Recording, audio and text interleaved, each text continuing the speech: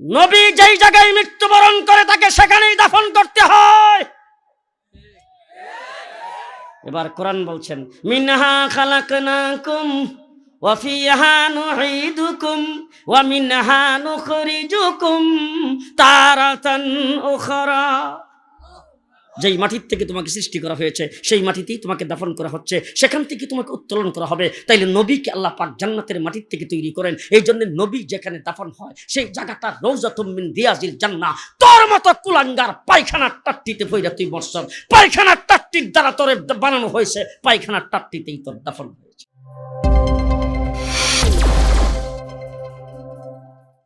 আল্লাহ পাক বলেন, লাকাদ মান্নাল্লাহু আলাল মুমিনিন। হে মুমিন, তোমরা ভালো করে শুনে রাখো, তোমাদের প্রতি আমি আল্লাহ পাক সবচাইতে বড় একটা ihsan এবং সবচাইতে বড় একটা নিয়ামত তোমাদেরকে আমি দান করেছি। এখন আল্লাহ পাককে জিজ্ঞেস করেন, আল্লাহ ও বুঝতে পারছি আমাদের বাড়ির খুব কাছের লোকটাকে আপনি এমপি বানাইছেন, এটা সবচাইতে বড় নিয়ামত। আল্লাহ বলেন, এইটা না বেটা। বলে, তাইলে আমাদের যে মন্ত্রী বানাইছেন এটা সবচাইতে বড় নিয়ামত। বলে, এইটাও না। বলবো যে আমাদের দলের প্রধান শেখ হাসিনার আপনি প্রধানমন্ত্রী বানাইছেন, এটা সবচাইতে বড় নিয়ামত। আল্লাহ বলেন, এটাও না। বলে, তাইলে আমাদেরকে চোখ দিছেন দেখার জন্য, এটা সবচাইতে বড় নিয়ামত। আল্লাহ বলেন, এটাও না। তাহলে কান দিছেন শোনার জন্য, এটা সবচাইতে বড় নিয়ামত। আল্লাহ বলেন, এটাও না। তাহলে ব্রেন দিছেন সর্দারি মাতবরি করার জন্য, সবকিছু বোঝার জন্য, এটা সবচাইতে বড় নিয়ামত। আল্লাহ বলেন, এটাও না। তাইলে আমাদের মুখের ভিতরে জিহ্বা দিছেন সবকিছুর স্বাদ ভোগ করার জন্য, এটা নিয়ামত। আল্লাহ বলেন, এটাও না। তাহলে জবান দিছেন কথা বলার জন্য, এটা সবচাইতে বড় নিয়ামত। আল্লাহ বলেন, এটাও না। তাইলে আমাদেরকে হাত পাও দিছেন, এটা সবচাইতে বড় নিয়ামত। আল্লাহ বলেন, এটাও না। তাইলে বুঝছি আমাদেরকে সুন্দরী বিবি দিছেন, এটা সবচাইতে বড় নিয়ামত। আল্লাহ বলেন, এটাও না। তাইলে মা বাবার মহব্বত দিছেন, এটা সবচাইতে বড় নিয়ামত। আল্লাহ বলেন, এটাও না। তাইলে আমাদেরকে রাত্র দিছেন আরামে ঘুম হওয়ার জন্য, এটা সবচাইতে বড় নিয়ামত। আল্লাহ বলেন, এটাও না। তাহলে ধন সম্পদের মালিক বানিয়েছেন, এটা সবচাইতে বড় নিয়ামত। আল্লাহ বলেন, এইটাও না। বলে, তাইলে আল্লাহ কোনটা সবচাইতে বড় নিয়ামত? আল্লাহ বলেন, ইসবাসা ফীহিম রাসূলা, নবী মুহাম্মদকে তোমাদের জন্য নবী বানায়া, সেই নবীর উম্মত তোমাদেরকে বানায়া সবচাইতে বড় নিয়ামত তোমাদেরকে দান করেছে। এর চাইতে বড় নিয়ামত আর হইতেই পারে না। সবচাইতে বড় নিয়ামতটা তোমাদেরকে দান করেছি। নবীরে চিনলেন না, খালি রবিউল আউয়াল মাস এলে জিলাপি খানার স্লোগান দেন। নবীরে বালা করে চিন্নালন, চিন্না তারপরে স্লোগান দিয়েন। আমি গত কয়েকদিন আগে চট্টগ্রামে বলে আসছি, যারা রবিউল আউয়াল মাসে জশ্নে জুলুসের মিছিল বের করেন, নবী বিশ্ব নবীর আগমনের মিছিল যারা বের করেন, মিলাদুন নবী যারা পালন করেন, তাদের 3.5 হাত বডিতে, তাদের ব্যবসা বাণিজ্যে, তাদের পরিবারে, তাদের 24 ঘন্টা সুন্নতের উপর আমল করার পরে যদি জশ্নে জুলুসের মিছিল বের করতে চান, তাইলে আগামী বছর রবিউল আউয়ালে আমি হব সভাপতি। ফেডের মধ্যে বুম মারলে একটা সুন্নত বের হবে না। রবিউল আউয়াল মাসে রথযাত্রা বাড়ি করে নিয়েছে, সুজা রথযাত্রা। এখন যারা কথা না কয় মনে হয় হে দলের। চিনলেন না নবীরে? মা আমেনার ঘরে রাসূল জন্মগ্রহণ করেছেন। মা আমেনা বাচ্চাকে কোলে নিয়েছেন, কোলে নিয়ে রাসূলের চেহারাটা বারবার দেখতেছে।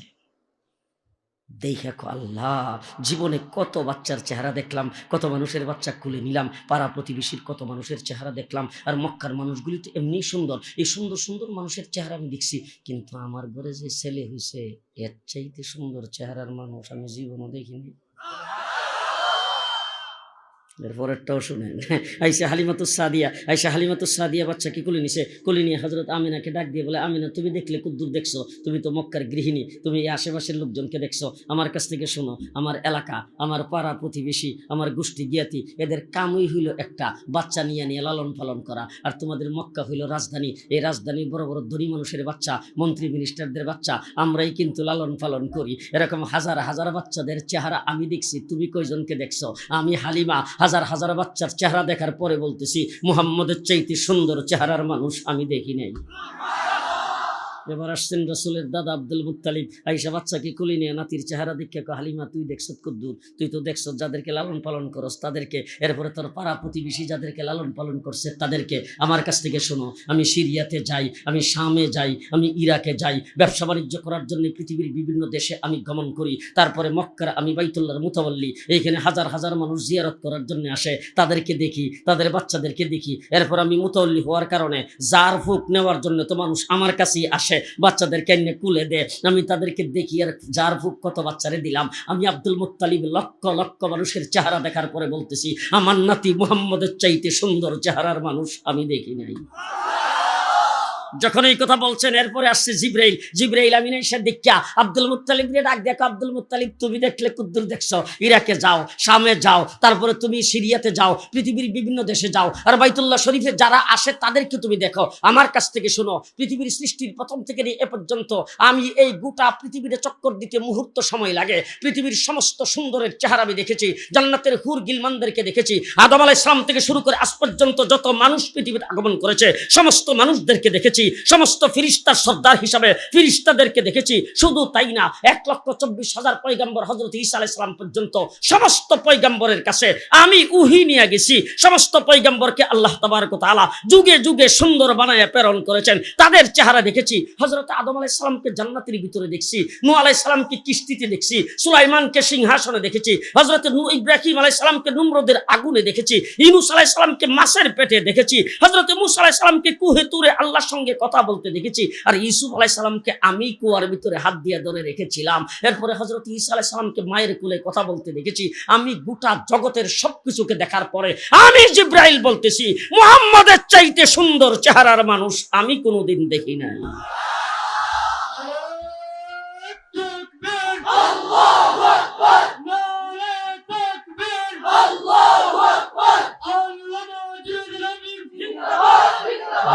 মুসলমান,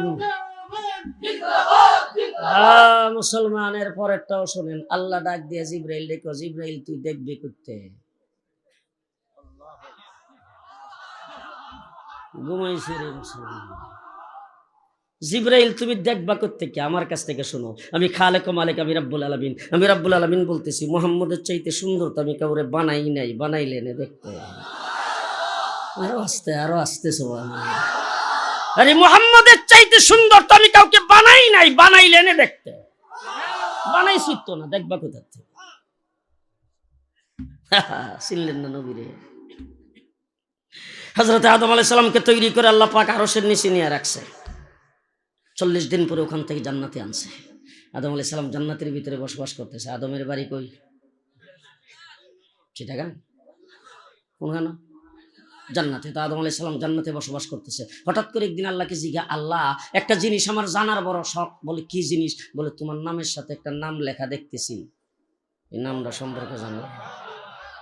তোমার নামের সাথে একটা নাম দেখতেছি, নামটা সম্পর্কে চিনতে পারলাম না, জানলাম না এই নামটা কেন নাম তুমি তোমার নামের সাথে লিখে রাখছো। আল্লাহ এটা সম্পর্কে আমার একটু জানা দরকার ছিল। আল্লাহ রাব্বুল আলামিন ডাক দেখো, আদম তুমি কোনখানে দেখলা? বলে কেন? আমাকে যখন আরশের নিচে রাখা হয়েছে আমি আরশের দিকে তাকাই দেখি আরশের মধ্যে বড় করে লেখা লা ইলাহা ইল্লাল্লাহ মুহাম্মাদুর রাসূলুল্লাহ। এরপরে যখন আমাকে ফিরিস্তারা আরশের নিচ থেকে আনতে গেছে প্রত্যেকটা ফিরিস্তার কপালের মধ্যে লেখা লা ইলাহা ইল্লাল্লাহ মুহাম্মাদুর রাসূলুল্লাহ। এরপরে যখন আমাকে ফিরিস্তারা না জান্নাতের ভিতরে ঢুকাবে আমি জান্নাতের দিকে তাকাই দেখি জান্নাতের গেটের মধ্যে বড় করে লেখা লা ইলাহা ইল্লাল্লাহ মুহাম্মাদুর রাসূলুল্লাহ। এরপরে জান্নাতের ভিতরে ঢুকলাম, ঢুকে দেখি আল্লাহ প্রত্যেকটা ফুলের পাপড়িতে আর প্রত্যেকটা গাছের পাতার মধ্যে লেখা লা ইলাহা ইল্লাল্লাহ মুহাম্মাদুর রাসূলুল্লাহ। এরপরে জান্নাতের ভিতরে অসংখ্য অগণিত আসবাবপত্র আমাকে ব্যবহার করার জন্য দেওয়া হয়েছে। জান্নাতের যে আসবাবের দিকে তাকায় সেটার গায়ে দেখি লেখা লা ইলাহা ইল্লাল্লাহ মুহাম্মাদুর রাসূলুল্লাহ। এরপর আমাকে রং বেরঙের খাবার দেওয়া হয়েছে জান্নাতের ভিতরে,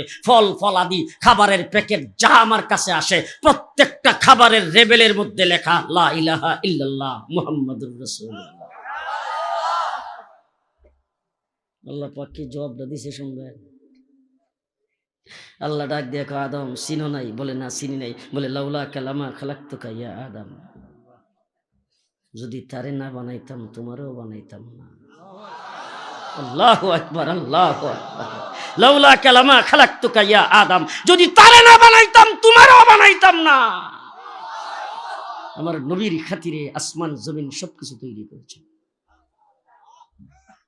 সবকিছু সৃষ্টি করেছেন আমার নবীর খাতিরে। কথা কয় চিনতে পারেন না এখনো? আর শুনবেন, আমাদের দেশের কিছু লোকজনই কয় কওমি মাদ্রাসা, মুন্সিবাজার মাদ্রাসা, দেওবন্দি মাদ্রাসায় যারা পড়ে এরা আসলে মিলাদের কিতাব পড়ানো হয় না, এরা মিলাদ জানে না।